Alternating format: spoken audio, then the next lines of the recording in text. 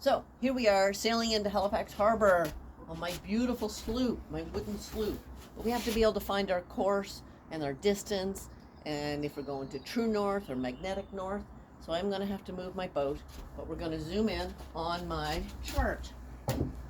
So come right in here. We also have some traditional stuff. There's a sextant over there, and this thing here is actually an old log, and when I started to sail, this is what we would drag behind sailboats to find out how fast we were going. Now we use GPS.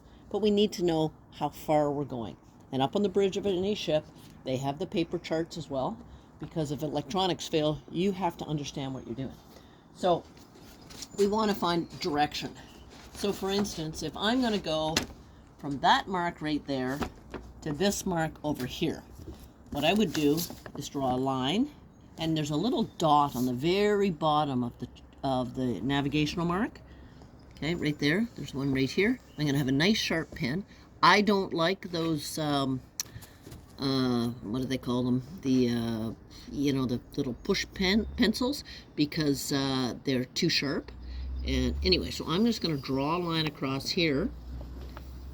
Okay, I'm going to go just by another mark. And do I really want to go through there? Because that's shallow. In a smaller boat, it says 7.2 meters. That's okay. I can get over that shoal. That's no problem for me. But a big ship, it doesn't want to go across that shoal. And actually, this mark right here is a south cardinal. The two arrows are pointing down, and it's yellow and black, and it's telling me that the safe water is to the south. There's another shoal here called Portuguese Shoal, and it's 8 meters, 8.4 meters, which is just fine. This mark here is a red one, and it says it's a bellboy, and it's got identification on it, H6, and it's a Raycon, and it flashes, it responds actually to radar, and it lights up differently than the other marks, and it says QR, quick red flashing. And because it has this little teardrop on it, I know it has a light, and the R stands for red. If I go over to my other mark over here where I'm starting, it says flashing yellow. So this one is a whistle buoy, and it's a yellow, it has a light on it, and it's probably a weather buoy. So I'm going to go from that mark to that mark here, across there. So I want to know what course I'm going to steer. So I see there's a compass rose over here. So what I'm going to do is put myself on this side of the line so I don't have to move my parallel rulers too far. Okay? So I just step it over. I hold it. Whoops, it slipped, eh? That's a problem when we're out at sea. They do slip. So that's why I want to have as little movement as possible. I'm going to hold it down nice and firm. Get this thing out of the way. I'm going to go right over to there. Now, I have to think about which way am I going. I'm going to go from that mark, this way, over towards me. So I'm going to draw a little mark through here, nice and lightly. And I'm looking on the outside ring is the true. So it's 269, let's say, degrees, true. I look inside, and it's 289 degrees magnetic. That was back in 2000, and that has changed every year, supposedly, 4 minutes to the east. So actually, we have less magnetic variation from what the true is. So actually in Halifax, it's about 17 degrees now.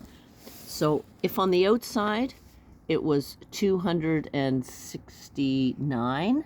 I'm going to add 17 degrees in Halifax for the west. And so it's going to be 286 degrees rather than 289 degrees. Okay, that's for today. So then I want to measure my distance.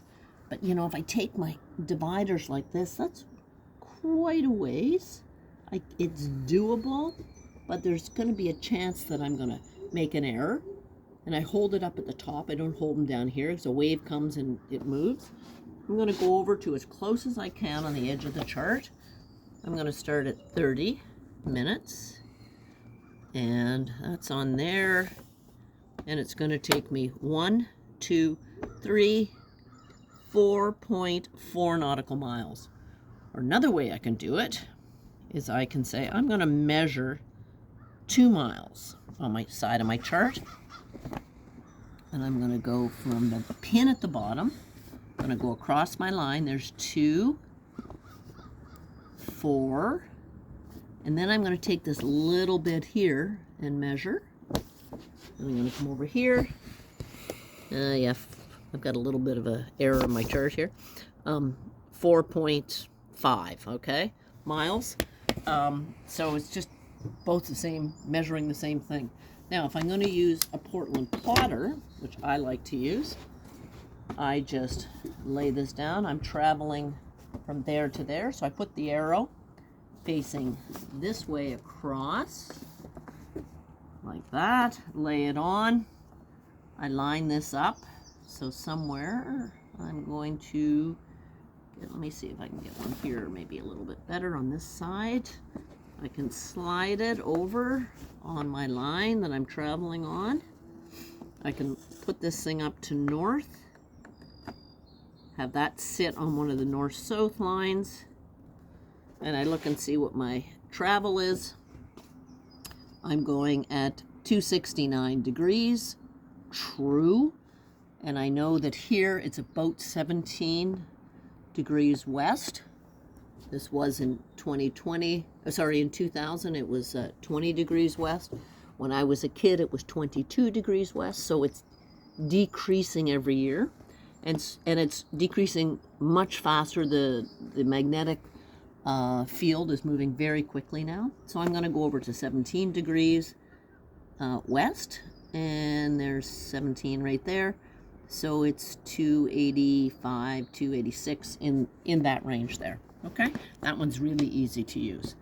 And so that's our kind of intro to how to use your parallel rules, your Portland plotter, and your dividers. Thanks.